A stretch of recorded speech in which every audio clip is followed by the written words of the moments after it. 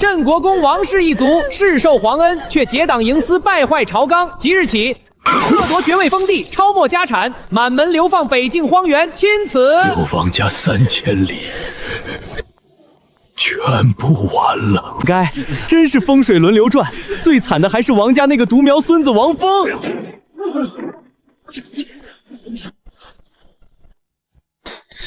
我说各位差爷，抄家就抄家，能不能麻利点？这麻袋里装的什么金银细软，全给我没收，冲入国库！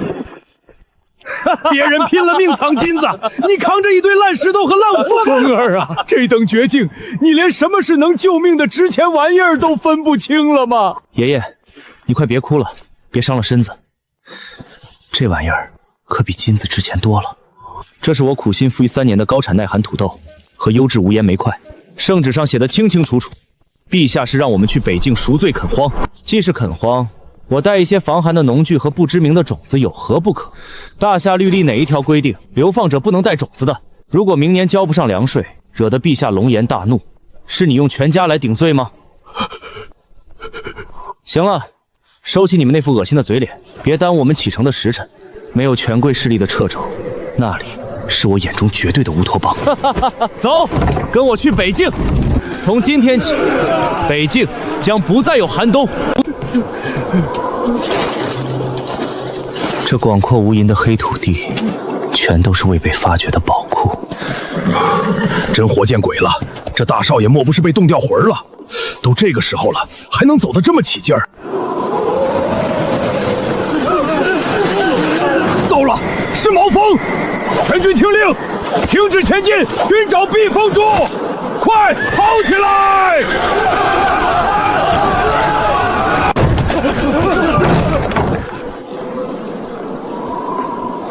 爷，你怎么了？你醒醒啊！老太爷，你可不能丢下我们呀！连日冲击加上极寒，老爷子撑不住了，必须马上生火。赵校尉，柴火呢？快生火啊！没看见我爷爷快撑不住了吗？生个屁的火！你还以为这是你们家烧银丝炭的暖阁呢？这冰天雪地的，去哪儿捡干柴？就算外头有干柴，也早被冰雪泡透了，根本点不着。大家都挤在一起，抱团取暖吧。能熬过今晚这白毛风，全靠老天爷的意思了。老太爷这身子骨，准备后事吧。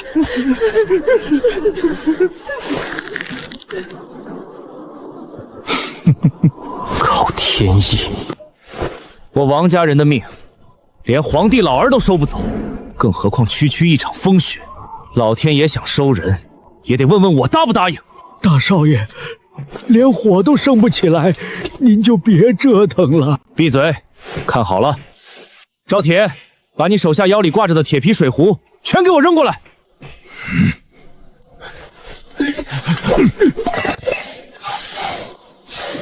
所有人都退后，离我远点儿。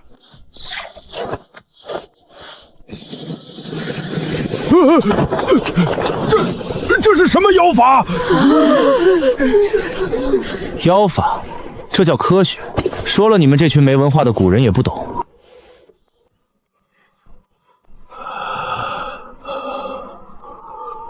风儿活了，老太爷活过来了，大少爷是神仙下凡的。赵校尉，外头白毛风这么大，想取暖吗？王爷，若是您今日能用仙法救兄弟们一命，这流放之路，我们唯您马首是瞻，绝无二心。很好。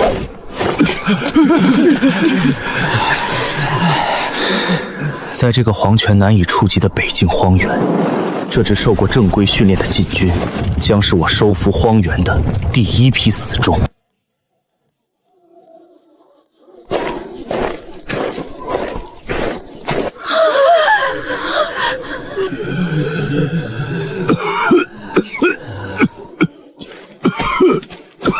各位京城来的贵人们，不是小老儿不招待，实在是我们自己都快饿死、冻死了。咱们北境这鬼地方，木柴比粮食还要贵，你们自求多福吧。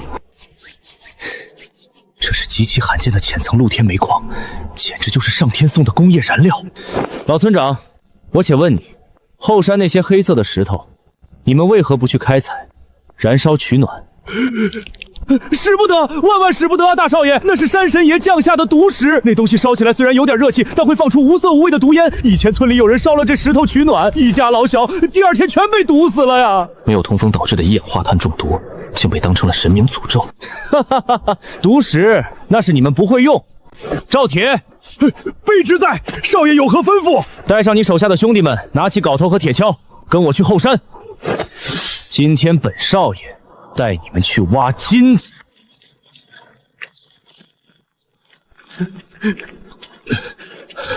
少爷，这些黑石头挖回来了，接下来怎么弄？去，打水来，先把煤块表面的泥沙洗净。用大锤把这些洗净的煤块全部给我砸碎。少爷，砸得这么碎怎么烧啊？这北风一吹，不就全散了吗？别急，这正是关键所在。赵铁，去后山河滩边挖些粘性好的黄泥过来，记住，要最细腻的那种。将煤粉和黄泥按照7:3的比例混合，加水搅拌。黄泥不仅能让散碎煤粉重新成型，还能减缓燃烧速度，让热量释放得更持久。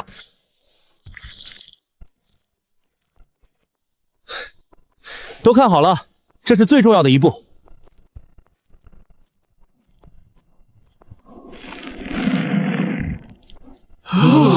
少爷，这浑身是空笼眼的泥柱子，真的能烧？这叫蜂窝煤，加这些孔是为了增加空气接触面积，让里面的煤炭能够完全、充分的燃烧，不仅火力猛，还能极大程度的减少毒气的产生。去叫村里铁匠过来，把这些废铁皮全给我卷成圆筒状。记住，用铁钉和泥巴给我把所有接缝全部封死固定。炉子配煤球，神仙也发愁。准备好，迎接现代工业的温暖震撼吧！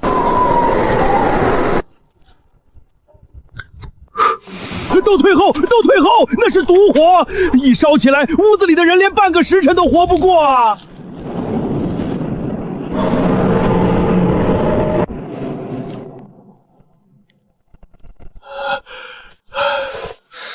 舒坦，风儿，这火烤的，简直比京城里那些几两银子一斤的银丝炭还要旺盛。老村长，别在外面冻着了，进屋来暖和暖和吧。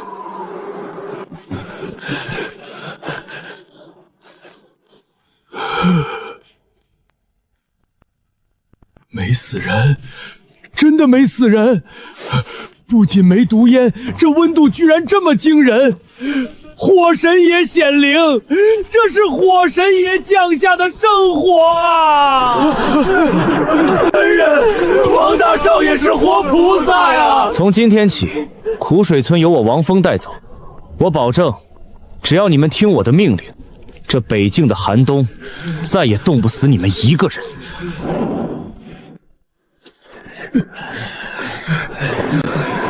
各位，大夏朝的律器在京城管用，但在我王峰的苦水村，从今天起废除。少爷，这却杀头的大罪呀！天高皇帝远，谁来杀我的头？在这里，没有流放犯，也没有高高在上的官差，我们拥有只有一个身份：苦水村的开拓者。从今天起，苦水村实行按劳分配、多劳多得的制度。无论是挖煤、制砖还是巡逻，只要你付出了劳动，就可以换取等量的食物和煤炭。谁干得好，谁就吃肉穿暖；谁敢偷懒耍滑，就给我滚去喝西北风！打破阶层壁垒，这才是现代降维打击。赵铁，你的任务不是押送我们，而是保护我们开采出来的矿产和即将建立的工厂。练好你的兵，未来我要你们成为北境最锋利的刀。哼！属下誓死效忠少爷，誓死效忠少爷。一套充满狼性的现代组织架构，终于在这片荒原上生根发芽了。比寒冬更可怕的是开春即将爆发的饥荒，若不提前储备，这刚起的堡垒瞬间就会被流民冲垮。必须立刻开始种植。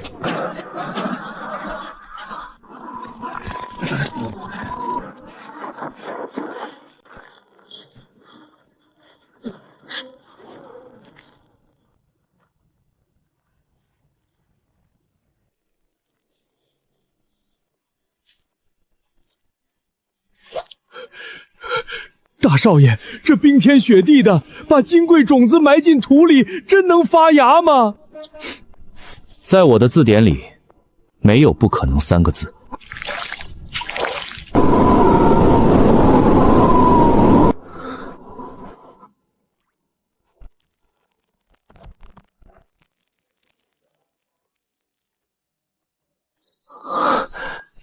当冰雪消融，饥荒席卷北境之时，这片大棚里孕育的神物，将是我制霸大夏经济命脉的最强讨牌。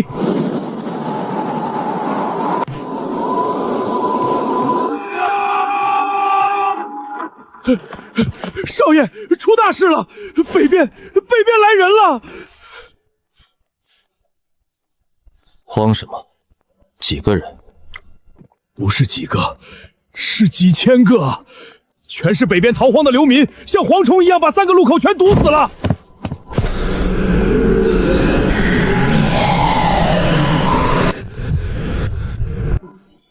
少爷，我们护卫队满打满算100来号人，几千个恶风的流民冲进来抢粮，我们根本挡不住啊！传我命令，护卫队全员披甲，手持金刚连弩，守住村口。没有我的命令，任何人都不得放箭。其余青壮年，赶紧把我们库房里的存粮全给我搬到村口的高台上。少爷，你这是要……我要让他们知道，苦水村有粮，但也得有规矩。让开！都给老爷我让开！一群穷鬼，别脏了我的马车！哎呦喂，这不是昔日京城里鼎鼎大名的第一纨绔王大少爷吗？怎么流放到了这等天寒之地，还搞得这么灰头土脸的啊？大少爷，他就是盘踞在北境3城的大乡绅钱百万，他把米价抬高了10倍，这是存心要逼死我们所有人。钱老爷好大的排场，不在镇上数你的黑心钱，跑到我这穷乡僻壤来做什么？王峰，明人不说暗话，外头这几千号人再饿上3天就要生吃活人了。你们苦水村那点破粮够塞牙缝吗？我今天是来救你们命的。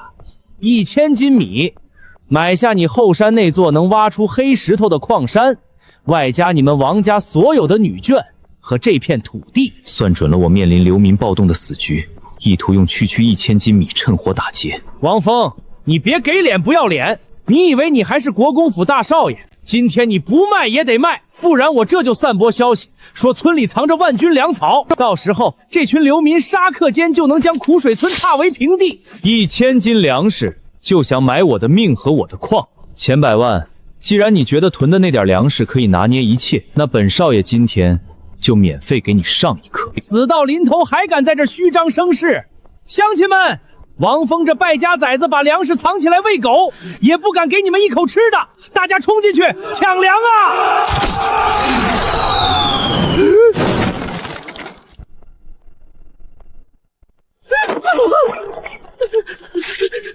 都给我闭嘴！想要活命，想要吃饭的，就给我乖乖排好队，跟我来后山。今天我让你们见识见识，什么是真正的神物。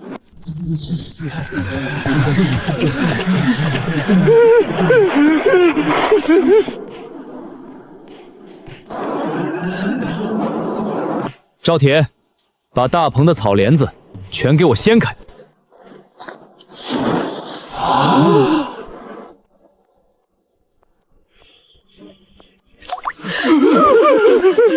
在现代温室和科学肥料的滋养下，它们进行了疯狂的生长。这不可能！外面大旱连连，这里面怎么可能长出绿叶子？妖法！这绝对是障眼法！是不是障眼法？挖开看看不就知道了。老人家，顺着这根藤蔓的根部挖下去。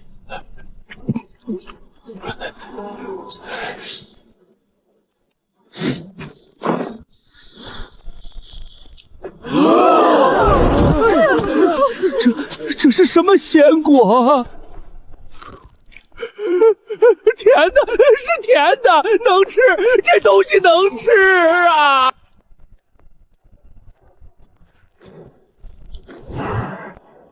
诸位，此物叫土豆，旁边那个叫番薯，都是我王家祖传的抗旱耐寒的神种。它不挑地，不挑水，矗立在这北境大旱的贫瘠土地上，亩产能达到3000到5000斤。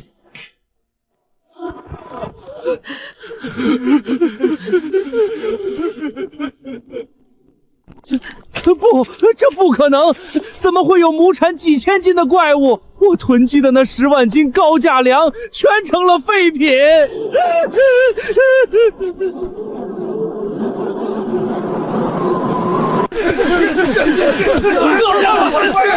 都给我住口！赵铁，把10口大铁锅全给我架上，倒水生火，切块下锅，谁敢抢，立刻逐出苦水村。高淀粉作物若生吃，会直接要了这群虚弱流民的命。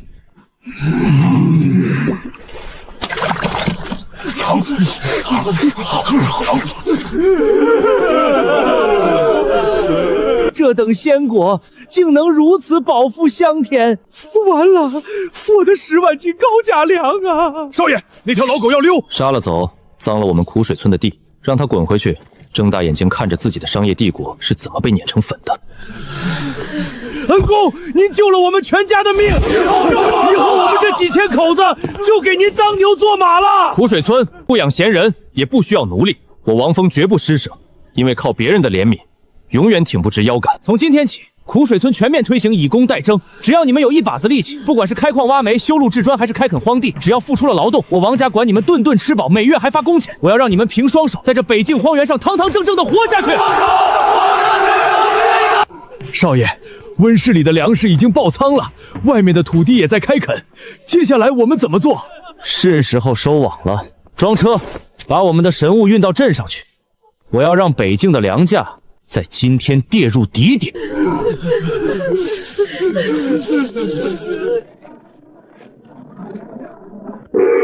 王氏粮行开业，抗旱耐寒鲜果，饱腹感极强，价格只有前世米行的1/20，无限供应。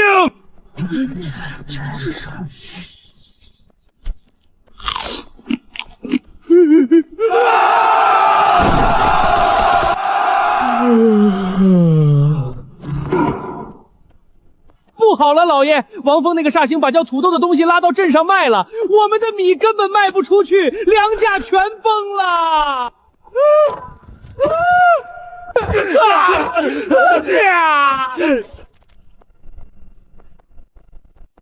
在这个大旱之年，谁有那么多现银来接盘？唯一的买家只有王峰。钱老板，按照大夏律例，这上万亩良田的契约，只要你按个手印，你的债我替你还了。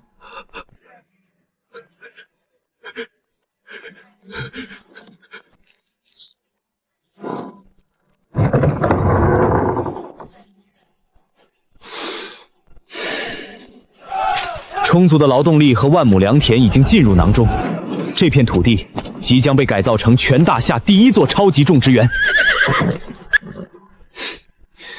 农业的根基已经打下，接下来大夏朝的土著们准备迎接真正的重工业降维打击。正风正，翻土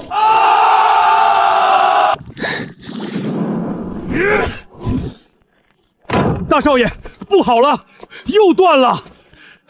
这已经是今天上午断的第50把锄头了。土炉温度太低，这生铁里全都是硫磷的杂质，整个大夏朝的冶炼技术被时代死死卡住了。镇上铁匠铺打的这些玩意儿，简直就是一堆糊弄人的破铜烂铁。我们兄弟为了您累死也绝无怨事，可没有趁手的农具，根本供不上我们开荒消耗的速度啊！去，把咱们苦水村新招募的那几个老铁匠给我叫过来。大少爷，你找老朽。铁老汉，如果我提供足够的原铁，你们一天能打造出一把金刚农具吗？大少爷，你这就是折煞老朽了。想要不断裂，那得是钢筋啊！老朽带着徒弟不眠不休的反复锻打淬水，10天半个月能打出一把，已经是祖师爷保佑了，根本供不起外头几千号人。10天半个月打一把，等农具打好，黄花菜都凉了。行了，我知道了，你们不用再费力气去锻打那些劣质生铁了。少爷，那开荒怎么办？总不能让兄弟们用手去刨地吧？用手刨地那是野人干的事儿。既然买不到好钢，也等不及敲，那我们就自己造。自己造？这炼钢自古千锤百炼，哪有量产？赵铁听令，卑职在，立刻调集1000壮劳力，带上挖掘工具，跟我去后山河谷，派人大量开采石灰石、红铁矿，还有我们的无烟煤。今天本少爷就要在这北境培荒原上点亮重工业科技室，我要让你们亲眼看看什么叫跨越时代的工业降维打击。快！耐火的黄泥和碎石渣搅拌均匀，必须压实，压实，一层层往上垒，绝不能留半点缝隙。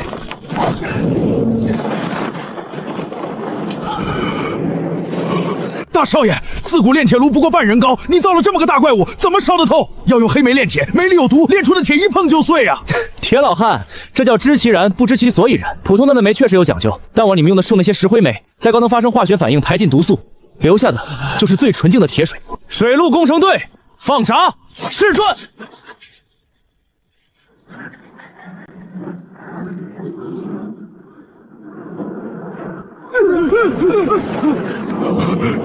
老天爷呀！只要河水不枯，这跨越时代的机器就能日夜不停地注入大量氧气。上料，铁矿石1层，无烟煤1层，石灰石1层，给我把炉子推满，一刻不停。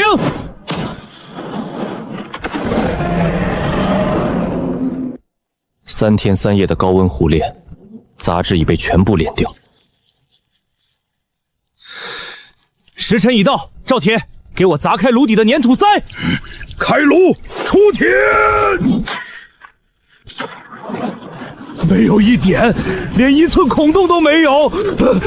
一炉出铁上万斤，祖师爷显灵了，大少爷是神仙啊！这碾压一切的钢铁洪流，就是时代赋予我的王座。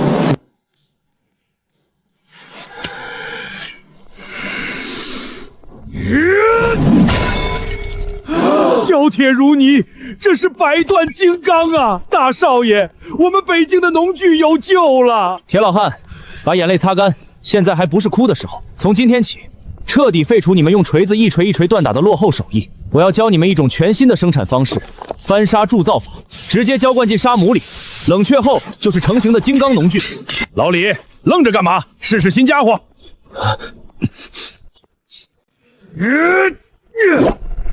没断，真的没断，连石头都开了。兄弟们，神兵！大少爷给我们发神兵了！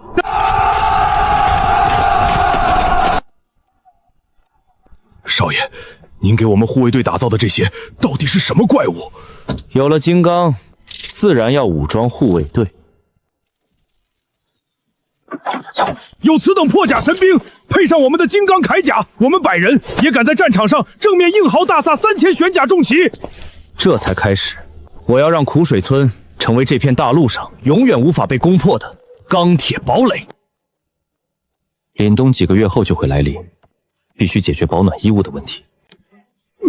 大少爷，你买了这么多烘干的羊毛干嘛？这玩意儿连我们村最穷的乞丐都不敢盖。福伯，你懂什么？羊毛只拖底就是肥皂，不拖底就是工业垃圾。但在我眼里，这可是比真金白银还要珍贵的软黄金。去，把村里所有的妇女全都召集到河滩边，再架起20口我们刚铸好的大铁锅，倒满清水烧开。把烧土高炉和烹饪剩下来的草木灰全部收集过来，倒进大木桶里，加水搅拌。大少爷，这里的东西比江湖还粘稠，光用这草木灰根本洗在股膻味儿啊！你们灰的主要成分是碳酸钾，是天然用的强碱。把草木灰水静置，取上面清澈的碱水，然后把羊毛给我扔进去煮。高温碱水与羊脂瞬间反应，油脂被分解成了肥皂和甘油了。一炷香到了，把羊毛捞出来，在冰冷河水里给我反复漂洗。我的老天爷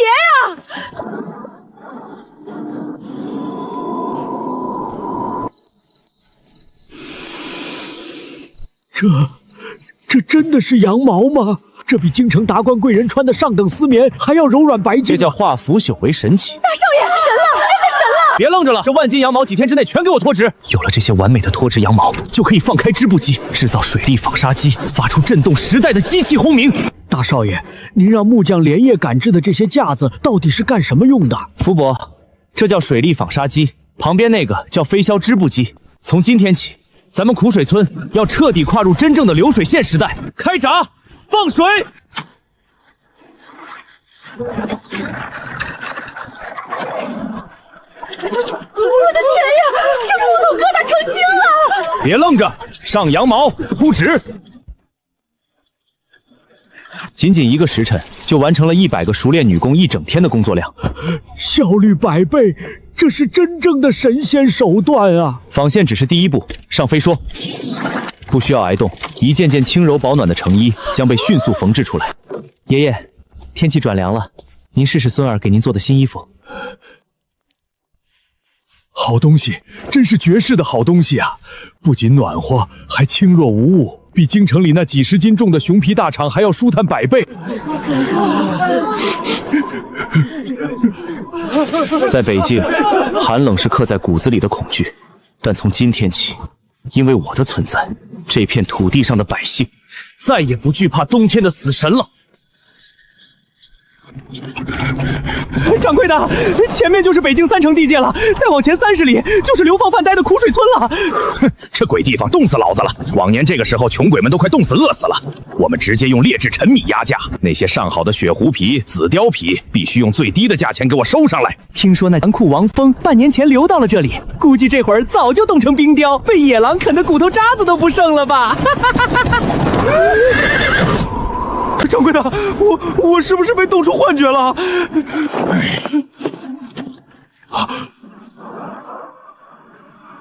这到底是什么石头？怎么可能连一条缝都没有？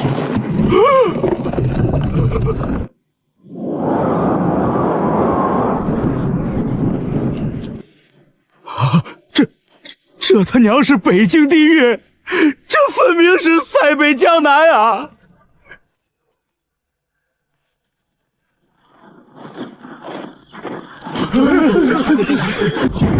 京城来的商队，顺着大道走，把马车停在指定的客栈区。村内严禁随地吐痰和纵马狂奔，违者罚去西山挖煤3天。这北京到底发生了什么翻天覆地的巨变？掌柜的，你闻闻，什么味儿香啊？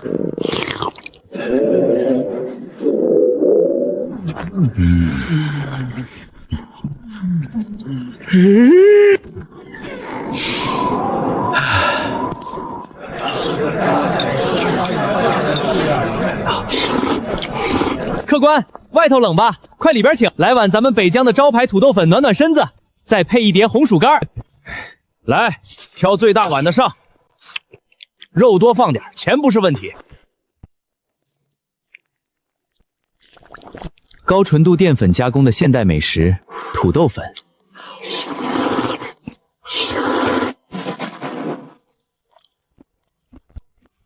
好吃，太好吃了！京城里最顶级的酒楼，那什么鱼翅燕汪，在这碗粉面前，简直就是猪吃的呀！小二，这晶莹剔透的神仙面条，还有这果干，什么粮食做的？我从来没见过。回客官，这叫土豆粉和红薯干，都是王大少爷种出的神物，不仅好吃，而且我们苦水村的粮仓里堆得像山一样高。堆得像山一样高。这位老板觉得土豆粉好吃吗？呵呵，其实这只是咱们苦水村最不值钱的玩意儿罢了。这种美食最不值钱。如果你想见识真正的宝贝，不如去街东南的工业展示大厅看看。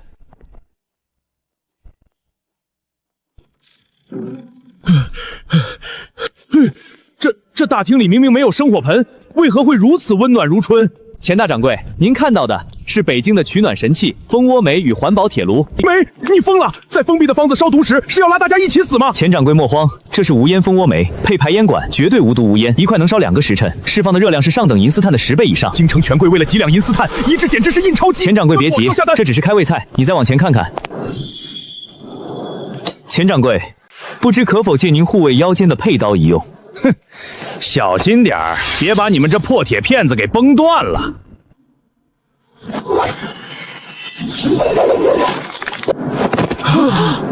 我的亲娘啊！削铁如泥，这如果用来装备军队，大夏朝100万大军岂不是能横着走？这还没完呢，钱大掌柜。这是何等仙物？难道是天蚕丝？钱老板，这是狼毛。不可能，绝对不可能！老夫收了半辈子皮货，羊毛那等膻臭、满是油脂的贱物，怎么可能长得这么洁白柔软？在我的地盘上，没有什么是不可能的。王公子，钱老板，看中什么了？哎，王公子，你这些东西虽然新奇，但京城贵人1无两，我全包了，当交个朋友。钱多多，你是不是觉得我在北境待久了，脑子都坏了？竖起耳朵听好，羊毛衣50两现银1件，至于这金刚农具和刀具100两1把，这是出厂价，弃绝还价，概不赊账，只收真金白银，吃不下你可以滚。我买，我全包了。签契约。凛冬的雪淹没不了属于我的工业霸权。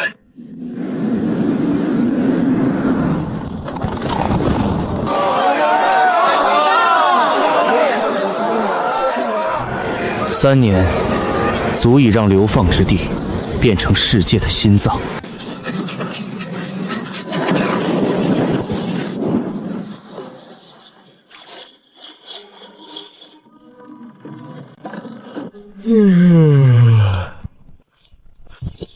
长官，俺们部落今年的羊毛已经全部交割给纺织3厂了，这是俺挑出来的500个最强壮的小伙子，来进钢铁厂打工的。去2号招募点排队考核，规矩你们懂的。进了工厂要穿工服，不许随地大小便，敢惹事儿直接扣发刚月工资，遣送回草原。懂，俺们都懂。老板仁义，给的工钱太高了，跟着王老板干，顿顿有土豆大肉包子吃，冬天还有暖气房住。傻子才去打仗流血呢！都给老子听好了，进了厂好好抡大锤，谁敢偷懒，败了我们草原汉子的名声，老子扒了他的皮！用兵器无法征服的熊，在向伟打击的工业文明面前，只会变成温顺的绵羊。少爷，这是这个月的财务报表。上个月我们的无烟煤、羊毛和玻璃涉足了江南市场80%的份额，单是上个月的利润，就已经超过了大夏朝国库今年的总和。少爷，我们发展的太快了。京城的密报，皇帝老儿最近半个月已经连续砸碎了御书房里的7个花瓶，兵部已经开始秘密调动兵马了。调动兵马，想来摘我的桃子。福伯、赵铁，传令下去，北境所有重工业工厂进入战备生产状态。我要让那些坐在龙椅上的皇帝老儿明白一个道理。在这个世界上，能打败大军的不仅仅是另一支大军，还有科技与经济的铁拳。谁能告诉朕，这到底是怎么回事？我大夏国库，如今居然连300万两的黄河修缮款都拿不出，钱呢？朕的钱呢？都长翅膀飞了吗？陛下息怒，非是臣等无能，实在是这3年来，天下的财富都在疯狂向北境流失啊！北境一派胡言，哼，那苦寒之地寸草不生，能吸掉朕这天下的财富。可后来北境变成了聚宝盆，他们制作的羊毛衣炒到上百两银子，依然供不应求。还有那透明如水晶的玻璃，照人纤毫毕现的水银镜，如今大夏的现银整整70%，全都顺着商道流入了苦水村。苦水村，你别告诉朕，把大夏国库吸干的人就是那个曾经的第一纨绔王峰。启奏陛下，不只是银子，微臣刚接到边关几位总兵的联名折子，他们拒绝接收兵部下发的武器铠甲，他们要造反吗？不是造反。总兵在折子里说，兵帐局打造的刀面前，连一合之敌都算不上，一碰就碎。如今边军正在自己掏腰包，前往苦水村的钢铁厂购买兵器，甚至连北方草原上的呼延部落都已经没有3年南下劫掠了。据探子汇报，他们全都在王峰的工厂里打工赚银子去了。游牧不打仗跑去打工，正规军买流放犯的刀，靠一个王峰，他在朕的眼皮子底下建了一个国中之国。传朕令，命御史中丞李德载为钦差大臣，率领5000御林军精锐，即刻北巡。先爱斩后奏。学到，若王峰真有如此惊天财富，立刻以谋反之罪拿下他所有的配方、工厂、矿山，全部给我收回国库。然而，他们对真正的工业力量一无所知。李大人，前面就是北境3州的腹地了，但是这条路似乎有些不对劲啊！有什么不对劲儿的？难不成那王峰还敢把官道给挖断了不成？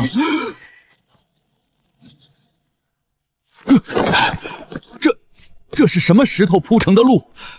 竟如此平稳，而且连一条缝都找不到。启禀大人，这路碑上写着“北京1号公路，王氏基建工程队承建”。全军加速，天黑前必须到苦水村。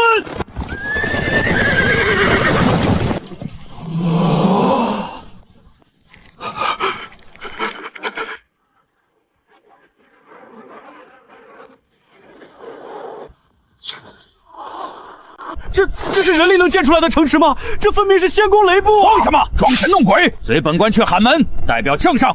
他若敢不迎接，备是死罪。城上的人听着，让罪民王峰赶紧奉旨北巡，大军入城，夺取所有城防，违令者杀无赦。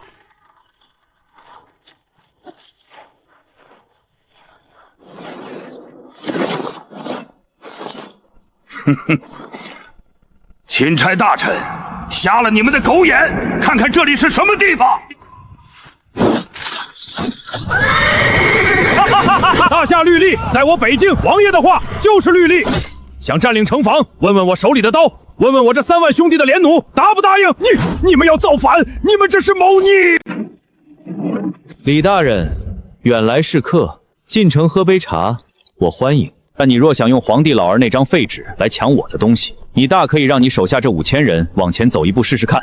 我保证，明年的今天，这里连一根完整的骨头都不会剩下。这就是最直接、最残暴的军事科技碾压。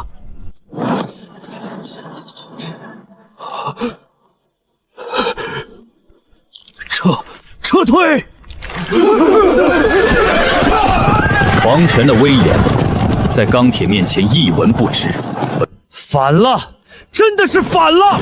区一个流放的纨绔，竟造出连天家都没有的神兵利器，居然还敢拥兵自重，公然抗旨！他真以为凭着一座破城和几把破弩，能对抗朕的100万雄师吗？传朕令，立即调动驻守在长城防线的10万边关主力大军，由镇北大将军霍战统帅，即刻南下，兵围北境都城。陛下三思啊！那北境如今是我大夏的钱袋子，一旦开战，国库瞬间就会断绝呀！闭嘴！朕才是这天下的主子，只要打下那座城，所有的金银全都是朕的。传令霍战，10日之内踏平北境都城。若王峰敢反抗，王家满门，鸡犬不留。将军，这城池不仅城墙加固异常，连护城河里流的都是滚烫的热水，我们的云梯和冲车恐怕很难强攻啊！强攻不下也要攻！传令3军安营扎寨，把红衣大炮推上来，明日火炮轰城。少爷，敌军10万，我们的铁军只有3万。虽然武器占优，但如果他们真不计后果的用人命填，怕只城墙也有危险。用人命填？赵铁啊，你跟了我这么久了，怎么还是古人那套打打杀的思维？这10万个人也是大夏的百姓，也是别人的父亲和儿子。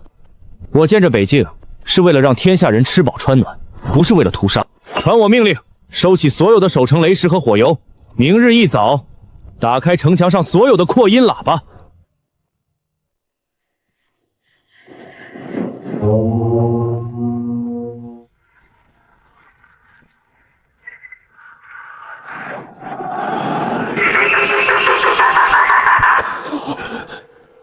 城外的10万大夏将士，你们听好，我是王峰。霍将军，你带10万兄弟来打我，无非是奉行了皇帝的命令，说我谋反。但开炮之前，我劝你先低头看看，你们手里拿的、身上穿的，到底是什么东西？你们手中握着的，用来砍杀敌人的金刚长刀，刃口上不是刻着“王氏金刚”4个字？你们身上穿的，那些让你们不用被冻掉手指的羊毛内衬，是不是印着北境纺织的标志？你们喝着我北境种出的烈酒，穿着我工厂织的羊毛衣，手里拿着我炼钢炉里流出来的刀，现在你们用我给的刀来砍我的头，来砸烂给你们生产保命物资的工厂，放肆，妖言惑众，给我开炮！你敢开炮？霍战，你竖起耳朵听清楚了，你今天若敢在城墙上留下1道弹痕，我此刻便下令，北境所有的煤矿、钢铁厂、纺织厂立刻无限期停工，所有通往南方的商道全线封锁。不出3日，无烟煤断供养，京城达官贵人和无数群众将在东活活冻死，兵器来源彻底截断。当草原游牧民族再次拿起弯刀时，你们这群边防军拿什么去抵抗？拿朝廷那些一碰就碎烂的刀吗？切断了。不出1月，国库失去我北境70%税收，朝廷发不出军饷，天下大乱。我王峰不用一兵一卒，不用放1根冷箭，我只需要关掉我工厂的水门，关闭我高炉里的火。这个庞大的帝国，在饥寒交迫与崩溃中财政崩溃，彻底灭亡。将军，我们的军饷有大半都是靠北境交的税发的，朕砸到这里了，兄弟们不仅连刀都换不了，连饭都要吃不上啊！800里加急传讯京城，告诉陛下，北境打不得，也打不了。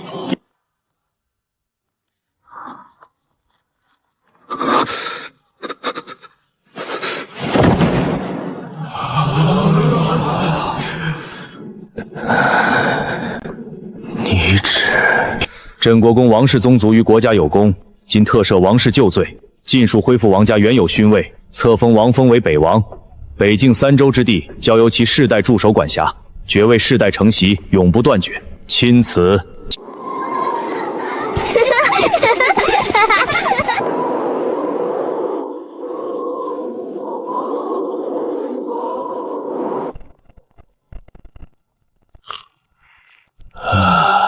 风儿啊，爷爷活了大半辈子，做梦也没想到，我王家不仅没在流放中陨落，反而在你手里，在这地狱里拥有了比在京城耀眼100倍的荣耀。如今这天下，谁不知道北王的大名？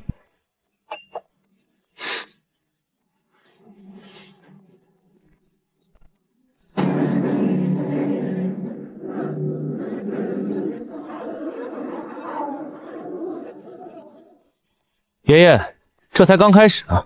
北境的冬天早就已经远去了，而属于我们，属于这天下苍生的工业盛世，才刚刚降临。